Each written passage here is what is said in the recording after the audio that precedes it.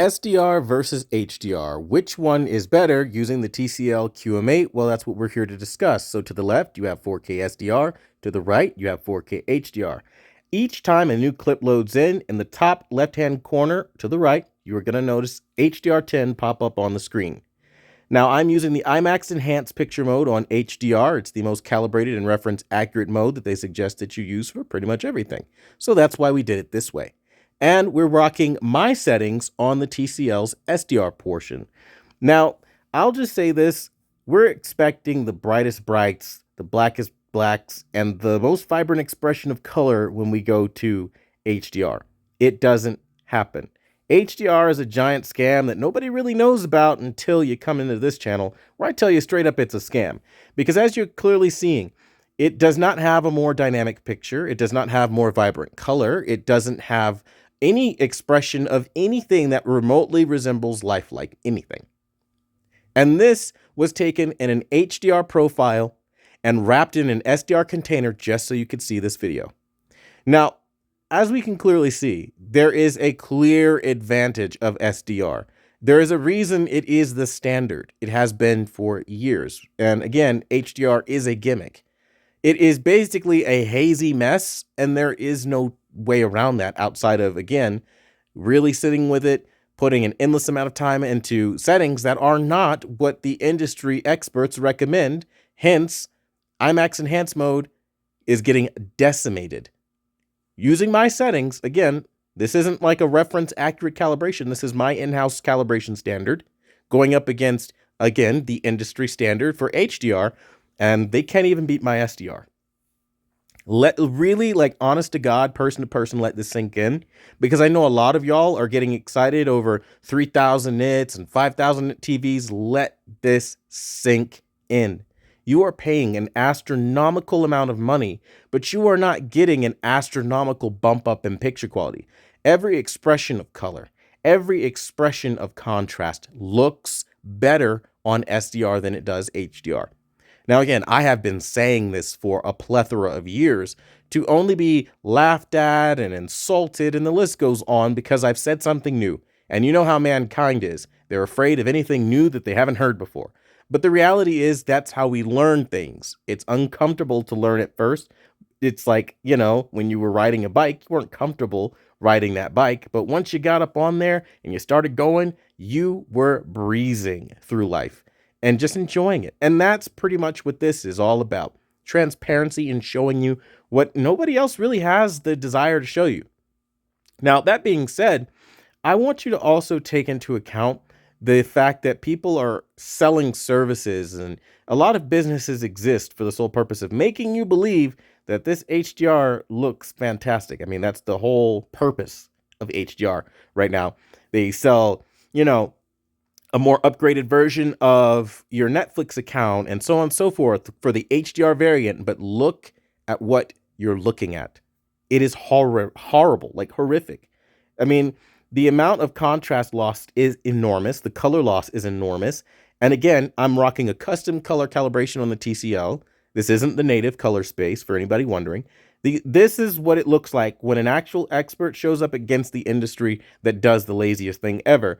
Wash everything out and make it look like ungraded log footage out of a camcorder and say, here you go. And people eat this shit up for breakfast, lunch, and dinner, and I can't understand it. So you're seeing it in real time. The TCL QM8 51G, also known as the TCL QM8 of 2024, cannot beat my SDR settings and looks better in SDR than it does in HDR. And this is one of the biggest reasons why I always just do SDR settings and omit HDR altogether, because truthfully, there isn't really much of a benefit or a point to HDR comparatively to SDR, as you are clearly seeing in this example right here. I mean, need I say more? Now, for those that don't believe what they saw, as you can clearly see, HDR10 showed up in the top left-hand corner of the screen, and we're actually going to go ahead and open up our settings, as you can clearly see here in real time, and we're going to go ahead and open up picture, and we're in the IMAX mode. So the IMAX Enhanced mode basically lets IMAX do everything for you. So again, If you want to see what HDR looks like, you can hit restore to default, but it's not going to matter because in IMAX, you really can't do anything but select IMAX. And if you don't like that, then you have to go to a different mode. That's just the way IMAX works. And when you do it that way, it basically looks exactly like I showed in this video. It's very pale, very dull, very washed out. Another negative thing about the TCL though is when we talk about SDR versus HDR, you will lose an entire preset on an HDMI input for SDR to HDR conversion. So what I mean by that is if I have, movie mode, for example, calibrated for SDR, those same values are going to hold through into HDR, which is a problem because the gamma points are two different things. It's not like a dedicated movie mode for SDR and then HDR. I'll give you an example. So if I go to movie mode, you'll see everything just got really crushed out because it's not designed for HDR or an HDR workflow. So that is already one of the biggest negatives for HDR watchers. You will lose a preset. Additionally, again, when you go into like a lot of the features that the TV has and you look, it's not really like you're getting a whole lot. You can go under the tone mapping and you have a couple different options. You can want a balanced priority. You can prioritize the details, or you can turn tone mapping off, which again, I think that's cool and everything, but it does very little to change how ugly the picture looks. So whether you're in SDR or HDR is up to you, but honestly, from this example and what you've seen in this video, HDR does look bad. It has not changed. We're gonna open up our settings again and just show you in real time, okay? We're gonna go over to the IMAX mode again, IMAX Enhanced, that's the most reference accurate mode. And again, you're talking about the experts over at IMAX, enhanced it, calibrated it, adjusted it. You don't have to do anything. Well, this is what that would look like for HDR. It is not ideal. A lot more people would probably gravitate towards Vivid because it's a cooler picture, and that just does a little bit better in terms of the vibrancy of certain colors, but the accuracy kind of goes out the window. So again, you have to choose what you want. Either way, it's kind of hard to have accurate HDR because HDR does not and is not having any kind of industry standard. There is no standardized anything. HDR has HLG, Dolby Vision, HDR 10 plus. HDR can never really be accurate because it's like accurate according to what? The industry standard that doesn't exist. So it's its own unique problem. But as you guys can clearly see here, and again, you can replicate this using the YouTube video. Let's go up. This is the Samsung QLED 4K HDR 60 FPS color demo on TV Hi-Fi Pro. You can see it.